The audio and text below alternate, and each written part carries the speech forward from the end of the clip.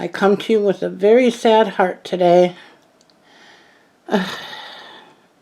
One of my pride and joy plants, one that I waited for, I'm pretty sure it was over 2 years or close to 2 years.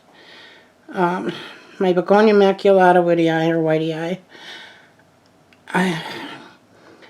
If you follow me, you will know that I treated and repotted all of my begonias into fresh soil a week and a half ago or so. Not too long ago. And so I'm thinking they're good for a while. I felt very good about what I accomplished and what I all got done that day in addition to my begonias. And I thought, good, I think we're finally at the end of the thrips problem. And lo and behold, yesterday I was walking through my dining room to turn off the lights for the night, and I noticed this. Now, shame on me for not noticing a problem earlier, but because I have so many plants, I don't always look at every plant every day. I kind of glance around the room. The ones that I see every day are the ones that are in the room I spend the most time in. But this one is in my dining room, and although I walk through here every day to turn on the lights, I'm not always able to stop and check every plant. So that's my excuse, I guess, but boy, oh boy, I could just cry. I am so sick about this. I can't even tell you how sad I am. And I have 2 plants like this that I got from 2 different places. And of the 2, if one of them was going to act up, I wish it would have been the other one, because that one has a lighter green, kind of almost a faded. It's not that this deep dark green like this one is. Well, you're going to ask me, well, what happened? And I'm going to tell you, I simply overwatered it. And I was racking my brain trying to figure out how that happened, because I am a chronic underwaterer. So after a few hours of going over in my mind the steps that I have done in the last week or so, I remembered I brought this to the table to treat it, but I also took some cuttings. So I think what I did is I watered it, because you always should water before you take cuttings from a plant. It's less stress on them when they're trying to produce roots. So I think that's what I did. And I think I watered it again when I treated it. I'm not positive on this, folks, but I think that's how I did it. But I know it's overwatered. You can see right here. Let me see if I can get this camera. See how brown that is? That's rotted. That's overwatering. And the same with these. Now I had a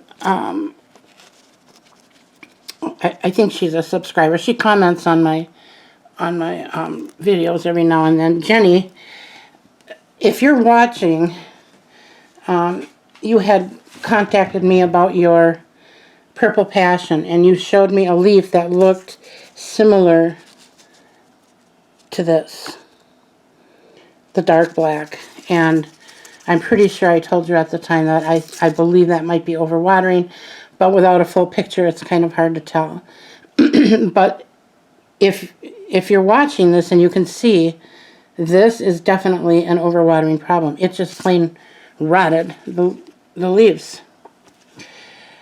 And I do believe that it might be salvageable. I mean, the stems for the most part are still pretty firm. So I'm going to clean this up. And I won't be doing that on camera because it's going to take me 2 hands, and you all know I don't have much of a left arm here, so I'm going to have to put the camera down and just concentrate on what I'm doing. But I will bring you an update on this, but I just wanted to share that with you. I always share my excitement when I get new and exciting and unexpected things happen, and I wanted to tell you, you know, my growing skills and my plant life isn't all, you know, it's not just all great and happy all the time. I struggle just like the rest of you.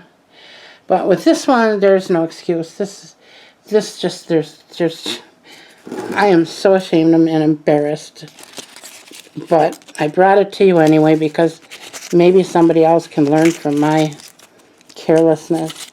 And I'm not sure if this camera is even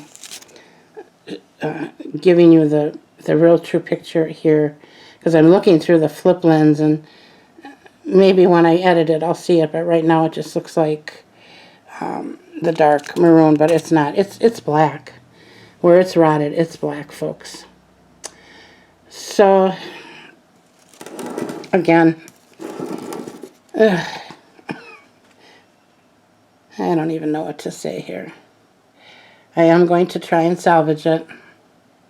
And I think I'm actually going to take cuttings from these top baby leaves up here because they look like they're fairly healthy yet. So I think I'm going to snip those off and stick them in water, and then I'll just baby the rest of this until I see some new growth. I am going to cut off anything that's black, however, because we all know that when you have a plant that's distressed, it attracts pests. So we don't want to leave anything that's distressed on the plant. So keep your fingers crossed for me, my friends, and wish me the best. I mean, it'll come back, I'm sure, and I guess if it doesn't, I can always buy another one. I just feel really bad about this one. So, okay, well, sorry to bring you sad news today, but that's what I have.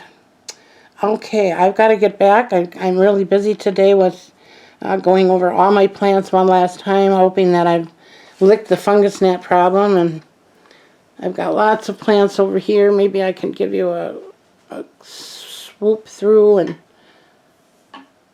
be able to see. I've got a lot of plants that I have to deal with yet. So, and like I said, I'm just going to do one final treatment here, and then I have been. Well, that's the other thing I wanted to tell you. I am seriously considering using a neem oil, and I'm pretty sure when I talked to Suzette from Suzette's Gardens, she said it's really important to use the cold pack neem oil. So if any of you have anything you want to add to that or any comments you want to make, I appreciate all the help I can get. But I think I am going to start to use that because I know Suzette uses it all the time, and she has far more plants than I do and far less problems. And maybe that's why. I don't know. But I think I might give it a shot. Okay, well, you all have a great day. And I hope you all enjoyed the weekend. It was awful nice here. And today we've got, I think, about a 60-degree day. And then it's going to drop down. And they're talking about snow again towards the end of the week. So hopefully that's almost done. And spring is here, so it's got to be almost done, right? Okay, enough of me yakking. I'm going to get this up. Oh, and one last thing. If you notice that I finally made an intro.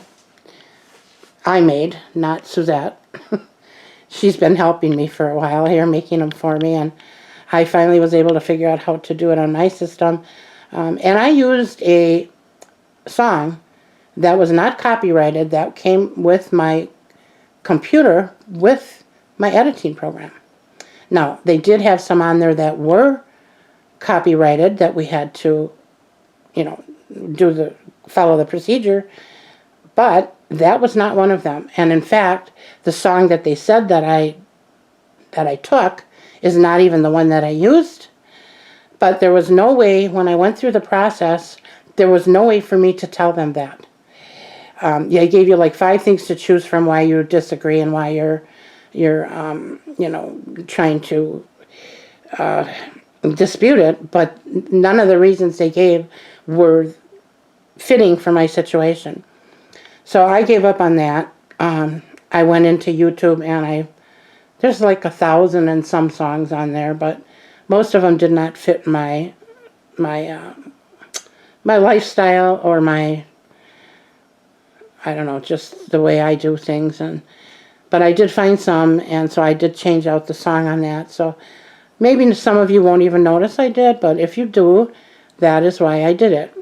So I've got a royalty-free song on there now because they were, it wasn't against me. It didn't go against me, but they did say that the monetization would go to the author of the song. Well, I'm sorry, but the song that I used wasn't even the song that she's collecting on, so I was not happy about that, and I thought, well, you know, rather than waste my little bit of energy on fighting that, I just decided to go ahead and change the song. So that's what I did.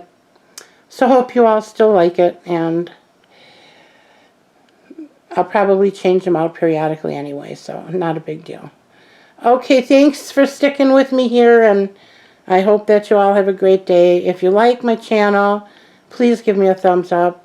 And if you want to see more, subscribe and hit the bell.